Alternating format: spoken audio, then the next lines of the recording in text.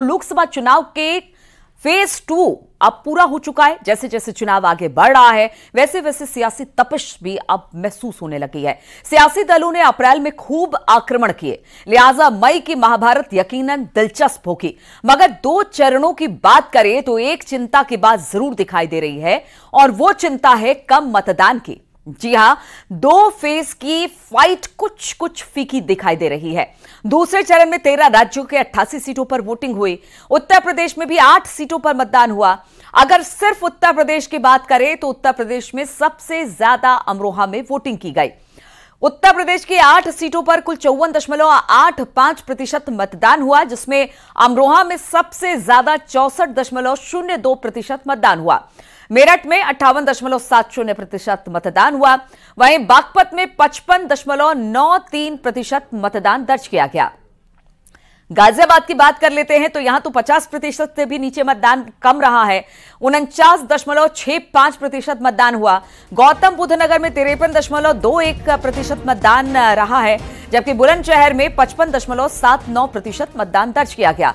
अलीगढ़ की बात की जाए तो यहां पर 56.62% मतदान हुआ है। वहीं मथुरा में एक बार फिर से आंकड़े में कमी आई, यहां पर 49.29% मतदान हुआ है। इससे पहले 2014 और 19 में अच्छी खासी तादाद में लोगों ने वोट किया था, लेकिन सवाल अब इसे लेकर कई खड़े हो रहे हैं। एक बड़ा सवाल सिर्फ ये कि आखिर कम मतदान के पीछे की वजह क्या है।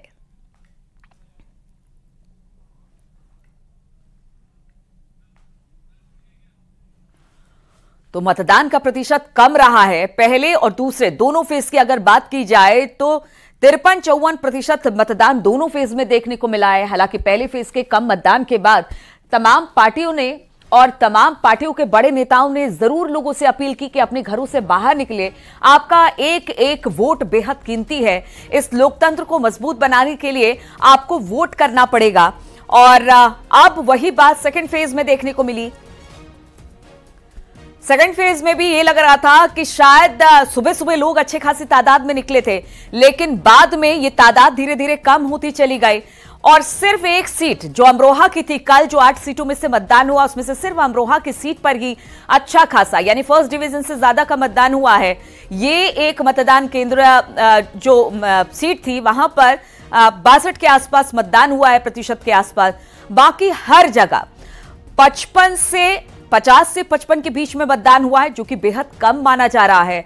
पिछले अगर 2019 की बात की जाए तो कई जगहों पर ऐसे थे जहां पर मतदान प्रतिशत यानी कि अगर डिवीजनों की बात की जाए तो फर्स्ट डिवीजन के करीब करीब था, यानी कि 2019 में मतदान अच्छा खासा हुआ था, 60% से ऊपर का मतदान हुआ था। लेकिन जब 2024 का जिक्र करते हैं और दो फेजों का जिक्र करते हैं तो वहां पर हमें मतदान बेहद कम दिखाई दिया है। मात्र अगर पूरे सेकंड फेज की बात की जाए 54.83% मतदान हुआ है।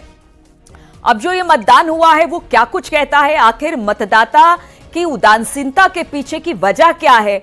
क्यों आखिर मतदाता पूरे खुलकर वोट करने नहीं निकल रहे हैं? उन्हें क्या लग रहा है? क्या कारण इसके पीछे हो सकते हैं? अब इस पर चिंतन मंथन का दौर है। तमाम पार्टियां भी इस पर चिंतन कर रही है। राजनीतिक विश्लेषक जो हैं वो भी इस पर चिंतन मंथन कर रहे हैं कि आखिर इसके पीछे क्या वजह हो सकती है कि लोग अपने घरों से बाहर नहीं निकल रहे हैं। जितनी तादाद में वोट करनी चाहिए थी उतनी तादाद में वोट नहीं कर रहे हैं। तो ये बड़ी बात है। 2014 और 19 में जबरदस्त तरीके से वोटिंग हुई थी। ज्यादातर सीटों पर 60% से ज्यादा मतदान देखने को मिला था, लेकिन इस बार मतदान प्रतिशत और खास तौर पर अगर पूरे देश की बात की जाए तो उसमें जो हिंदी बेल्ट है, जो बीजेपी का गढ़ माना जाता है, यानी कि जो नॉर्दर्न पार्ट है, उसमें मतदान कम देखने को मिला है, जिसमें वो यूपी, बिहार, राजस्थान ये सब शामिल हैं। अब ऐसे में मतदाता आखिर क्यों नहीं निकल रहे हैं? इसके पीछे 2-3 वजह इसके कयास लगाए जा रहे हैं। पहला तो यह है कि लोगों ने मान लिया है कि आएगा तो मोदी ही, जिस तरह की बात बीजेपी लगातार करती रही है, और इसी वजह से उनको लग रहा है कि जितने भी वोट पड़ेंगे वो मोदी के पक्ष में पड़ेंगे।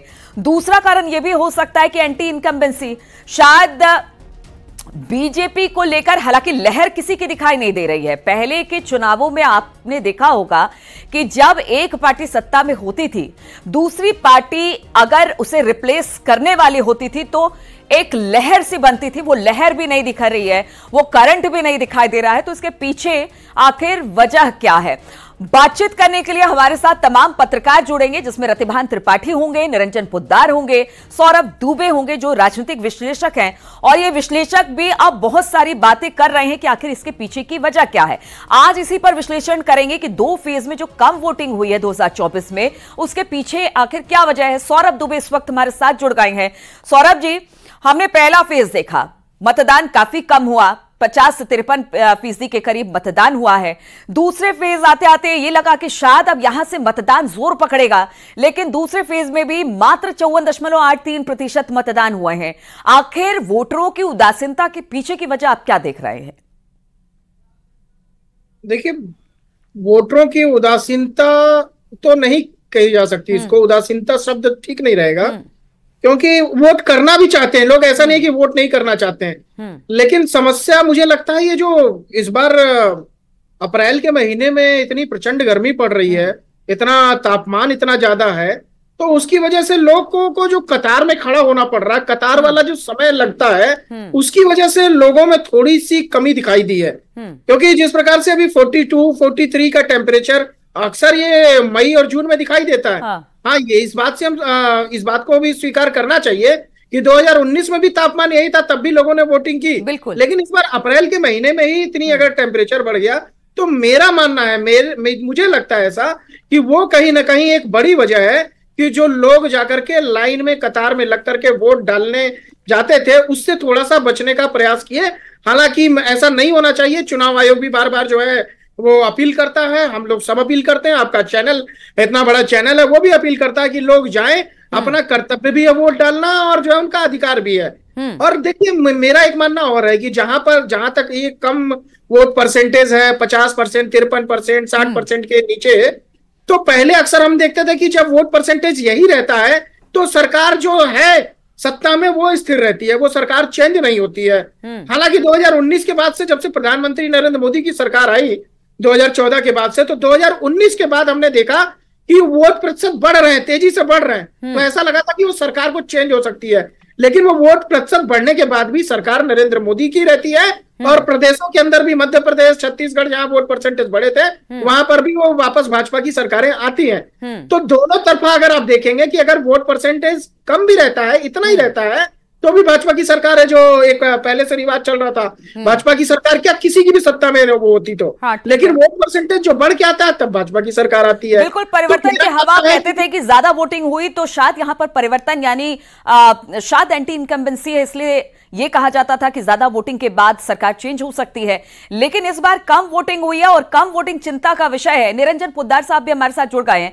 निरंजन जी, जिस तरह से सौरभ कह रहे हैं कि गर्मी बहुत ज्यादा है, लोग घरों से बाहर निकल रहे हैं, लेकिन हमने देखा है लोकसभा चुनाव गर्मी में ही होते हैं, खत्म होते होते मई का महीना बीत जाता है।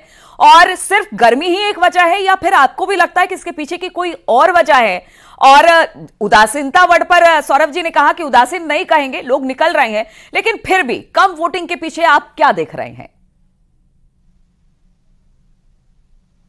देखिए, निश्चित रूप से जिस तरीके से इस बार मतदान प्रतिशत गिरा है, मेरा ये मानना, तो जिस तरीके से आपने देखा होगा कि जो पिछले 6 महीने में या पिछले कुछ वर्षों के अंदर जो विपक्ष है, वो कहीं ना कहीं टीवी पे, ट्विटर के ऊपर, भाषणों के अंदर, बयानों के अंदर वहां तो सक्रिय है, लेकिन जमीन पे सक्रिय नहीं होता।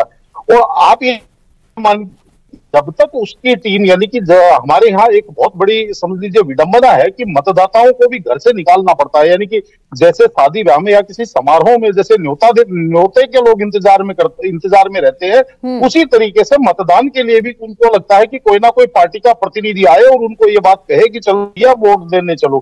तो इस चक्कर के अंदर आप ये मान के चलिए कि जब दोनों तरफ के जो कार्यकर्ता है या दोनों तरफ का जो कैडर है, जब वो वोट दिलवाने के लिए लोगों को घर घर जाता है, तो कहीं ना कहीं मतदान प्रतिशत बढ़ता है। लेकिन इस बार जब मैं इन चीजों को देख रहा हूँ, आज भी मैं मान लीजिए क्षेत्र में ही हूँ, और जब मैं इन चीजों को देख रहा हूँ, तो मैं ये देख रहा हूँ कि इस बार भारतीय जनता पार्टी और उसके अनुषंगिक संगठन तो कहीं ना कहीं क्षेत्र के अंदर वोट निकलवाने के अंदर प्रयासरत है। चाहे वो फोन के मैसेज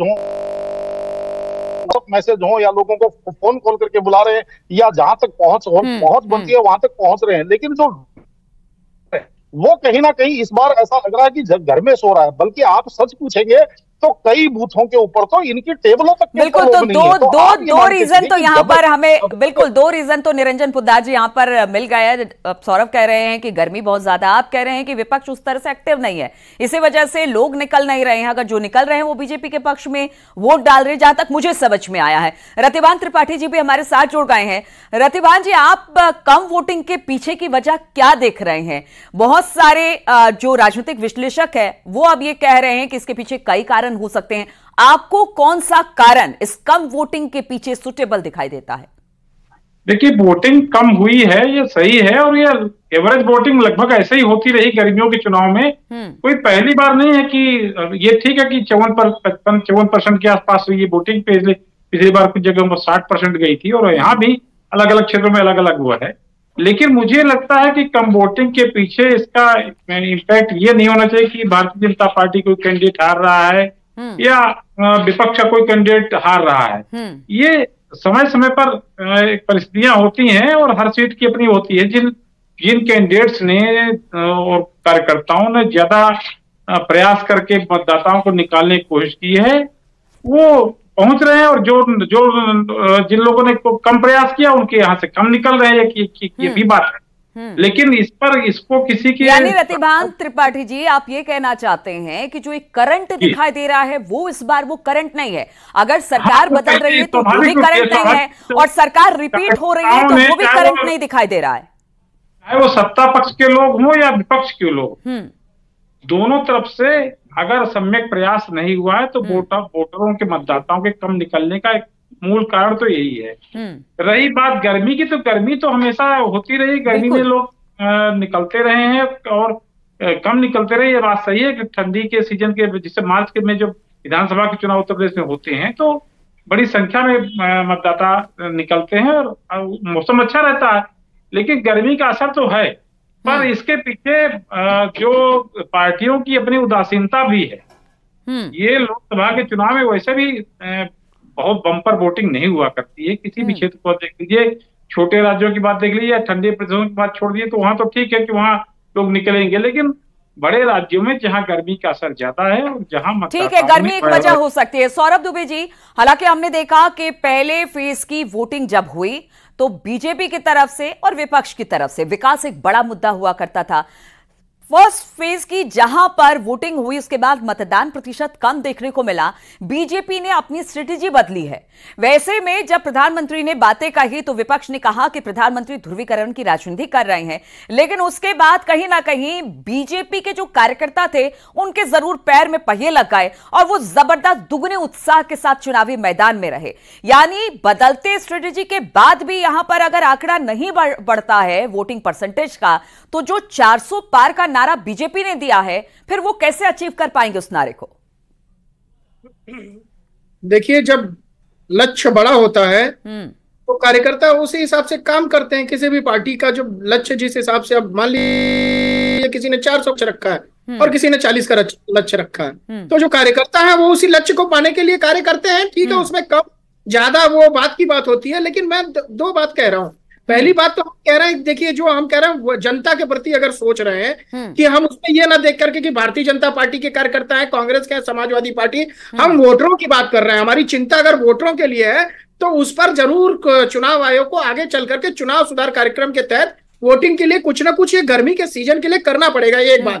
दूसरी बात, देखिए, अभी पोद्दार जी जो कह रहे हैं वो देखिए, अगर भारतीय जनता पार्टी की बात कही जाए तो वो कार्यकर्ता उसके जागरूक होते हैं, लोगों को, वोटरों को जगाते भी हैं, वहां तक पहुंचाते भी हैं। ये कहते हैं कि आपको जिसको भी वोट करना, जाइए वोट करिए। लेकिन कहीं ना कहीं विपक्ष जो मायूस है, जिसके अंदर जो है हताशा और निराशा दिखाई दे रही है, मैं इसलिए कह रहा हूं क्योंकि उत्तर प्रदेश के अंदर देखिए, प्रधानमंत्री नरेंद्र मोदी, उत्तर प्रदेश मुख्यमंत्री योगी आदित्यनाथ, गृह मंत्री अमित शाह जिस प्रकार से तो इतनी सारी रैलियां कर रहे हैं, यानी कि एनडीए के नेता काफी ज्यादा सक्रिय दिखाई दिए, लेकिन कहीं ना कहीं विपक्ष थोड़ा सा शिथिल दिखाई दिया है। निरंजन पोद्दार जी के पास चलेंगे, लेकिन उससे पहले मुझे लेना